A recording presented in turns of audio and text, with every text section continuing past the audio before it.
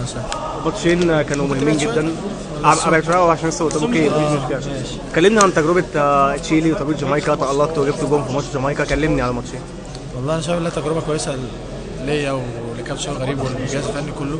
شايف انها تجربه كويسه جدا واستفدنا احنا منها، وفي لعيبه كتير استفادت، وكابتن شوقي غريب والجهاز الفني طبعا استفدت طبعا من التجربه الكويسه ديت. واتمنى ان شاء الله الشعب المصري كله يقف جنب منتخب مصر الفتره الجايه.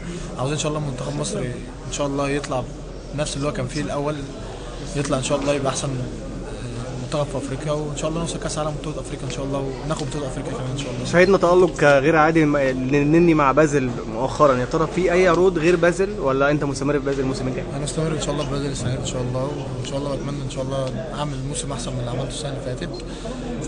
بس هي اكيد في عروض يعني. محمد صلاح ما ظبطكش في انجلترا؟ لا محمد صلاح ولا نفسي. لا طبعا، لا محمد صلاح طبعا اخويا طبعا، حبيبي طبعا.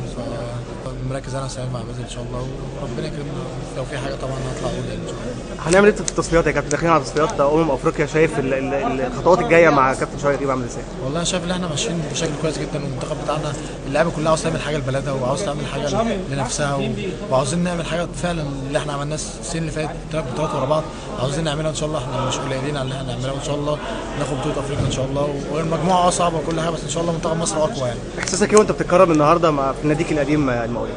هو مش ناديه والله، هو البيت القديم، وانا بصراحه فخور طبعا بنادي المقاولين العرب، ودي مش جديده عن نادي المقاولين العرب. وانا مبسوط جدا ان انا في صرح العظيم بتاع نادي المقاولين العرب، ومبسوط جدا الناس اللي جت النهارده، كابتن شوقي غريب وجهاز الفني كله، والمدربين بتاعتي كلها اللي مسكت في نادي المقاولين العرب كلهم، وطبعا اخواتي اللي جم اللعيبه اخواتي اللي في نادي المقاولين العرب، وانا طبعا مبسوط طبعا ان انا هنا. شكرا يا كابتن محمد. شكرا سويسرا.